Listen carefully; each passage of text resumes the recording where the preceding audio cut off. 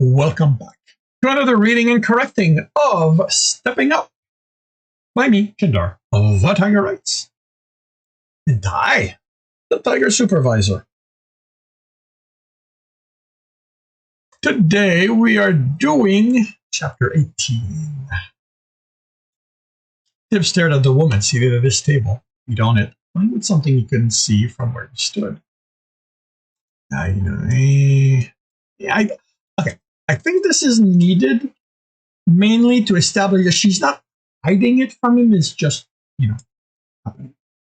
Her boots were what caught his attention. Thick leather, scuffed and scratched, but with bands of dark metal attached to them with newer leather strips.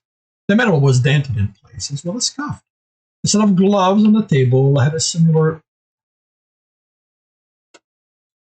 arrangement, with the metal on top of the gloves, knuckles, and fingers. The table wasn't really his or his team. No one could claim any of the tables in, technically. Did he keep using that word?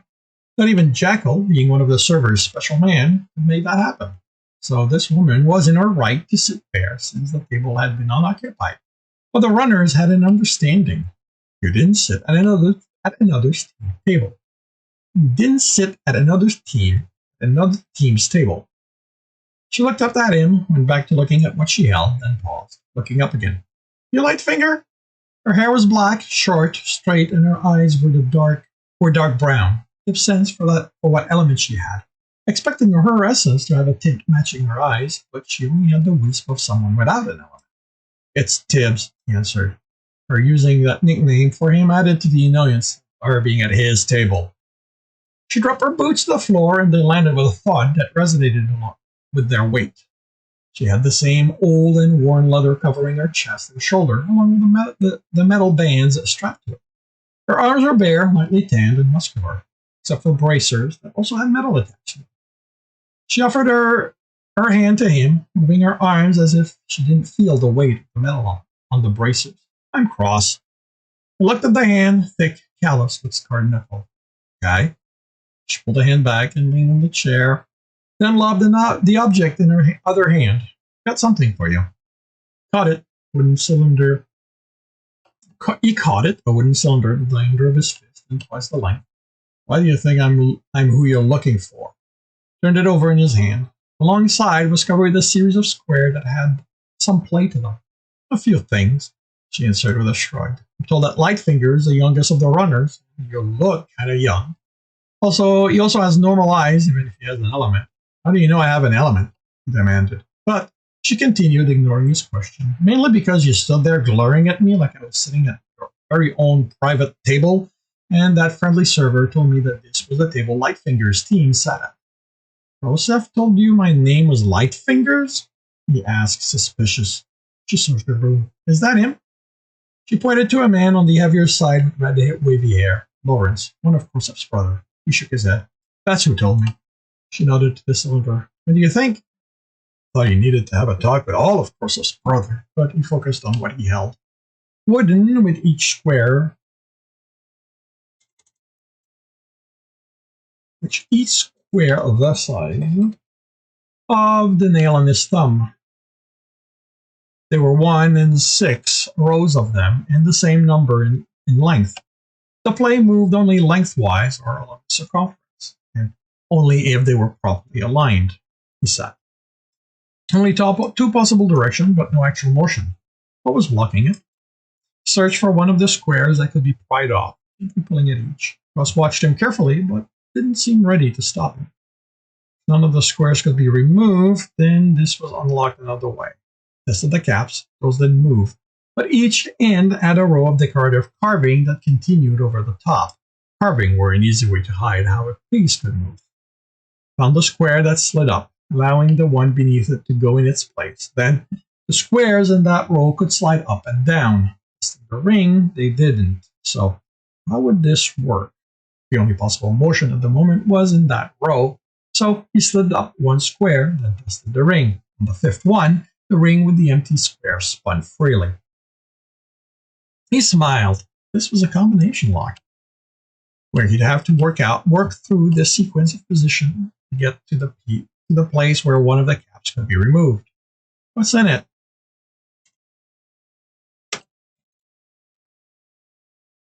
Nothing as far as I know. And why give it to me? I heard you like puzzles. Who? Tried to think who might think of that. Who might? Ah, you know what? He wondered.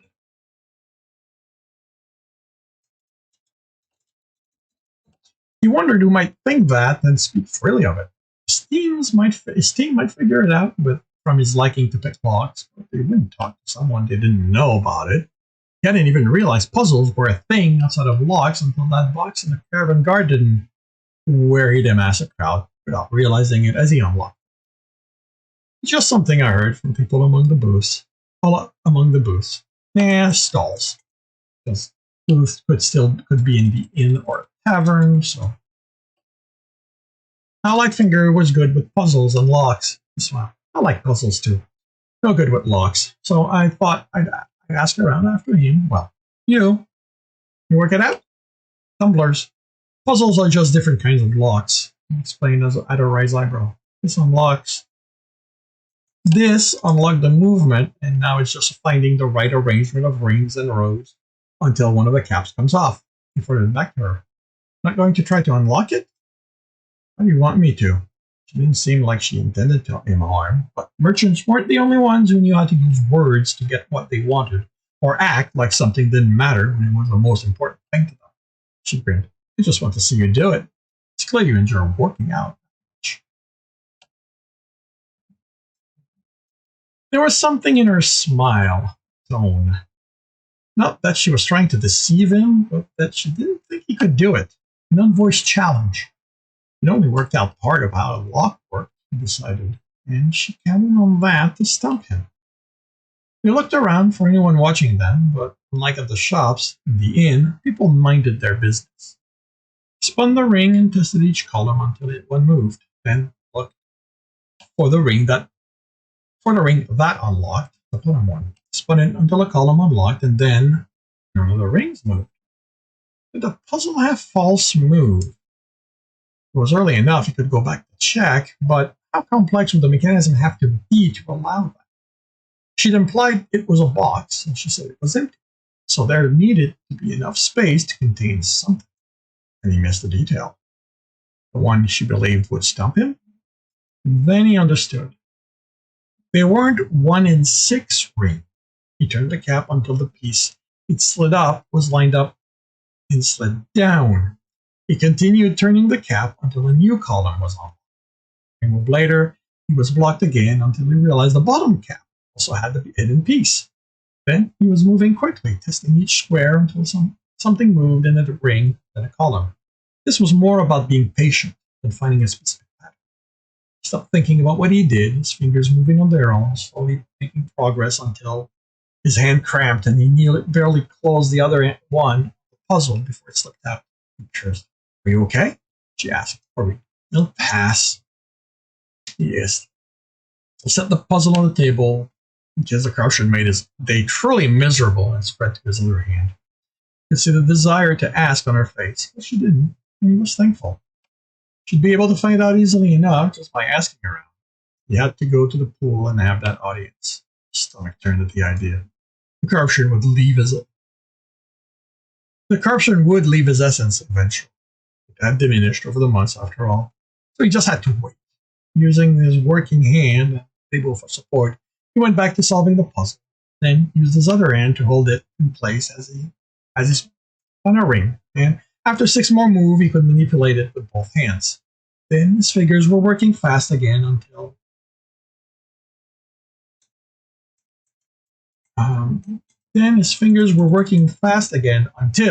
when he came to spin the bottom cap, it came off instead. The space reveal was small and, as Cross had said, empty. It wouldn't even fit a stack of coins, so Tibs couldn't think of what it might hold. The mechanism took up a lot of space. Well, that was pretty good, she said, especially because of what happened. She let the unasked question hang, and Tibs ignored it. Was that because you couldn't open it yourself? No, she motioned to her server. Even if your hand hadn't cramped like that, I can do it faster than you. The girl, one of the townfolk's daughter, anchored on the table and laughed. You earned it, she said. Cross said, pushing one at him. It's like I said, I heard you liked them, so I brought it. He took a sip before picking the puzzle up again. Placing the cap in place, sliding one square was all it took to lock it, but then he had to work backwards to reset everything. Are there a lot of them? Puzzles like this. It depends on your definition of a lot. This is a simple one. Most of the portable puzzles are kind of simple. So there are larger ones? The box had been larger than the cylinder, but I just didn't think of it as big. It had also been more complex than this. There had been an actual pattern to the steps. She chuckled. Some are big as people. Heard a story once about a castle in the... And here I'm shooting myself in the foot again by names. The Yelmian lowlands. That's supposed to be a puzzle. Tibs looked up. The entire castle? His fingers kept moving. So I was told. Never been to Yelmiang, so I don't know if it's true. Why haven't? Why haven't you gone? You reached the step that slid the square from the cap back in place, but it could spin, so that wasn't the final step. I've yet to find a caravan willing to go there. Why don't you use the transportation platform? There aren't any in the Yelmiang, so there aren't any dungeons in Yelmiang, so no reason for the guild to invest in one there, and nothing of value to motivate the merchants. The whole of that area is desolate. Then how did you hear about it? She smiled. Because there's always someone stupid enough to travel to those kind of places just because they're there, and some of them are strong enough to survive their stupidity. The square from the cap slid into place, and none of the rings turned. Tibs handed it back to her. Okay, that is that is impressive. I have to look at it to make sure they're aligned and locked, not just misaligned. She shrugged. She took it and stood. I'll bring you another one if I come back this way. Isn't the caravan coming back? He'd been sure Darren said it went back to the city, then returned, and that there would be others in between, now that the first one had established a route. Of course, but I might not be among those guards, she shrugged. It gets boring always doing the same trail. Trouble learns it can't get away with it and stops trying. If you want trouble, you should stay here. It seemed like there was always some happening. She studied him, putting the puzzle in a bag at her belt. And how much of that trouble are you the one causing? He grinned at her. As far as anyone knows, none of it. She grinned back. Picked up her gloves, then ruffled his hair. She walked by. I'll see you later. Fingers. It's Tibs, he drawled back at her, but couldn't stop smiling. And this concludes chapter 18 of Stepping Up. If you are enjoying this, leave a like. If you want to know when the next one's going to be, subscribe and hit the bell. Share with your friends. If you want to read more, it's available for free on Royal Road, Book 1, and wherever I'm at, posting Book 2. If you want to support me or read ahead, as well as other stories I've written, you can do that on Patreon. If you want to watch me do these lives and fumble my way through them as I do right now, you can do that on Twitch. All the links are in the notes. I also write my stories live on Twitch. And with that, I wish you a good day.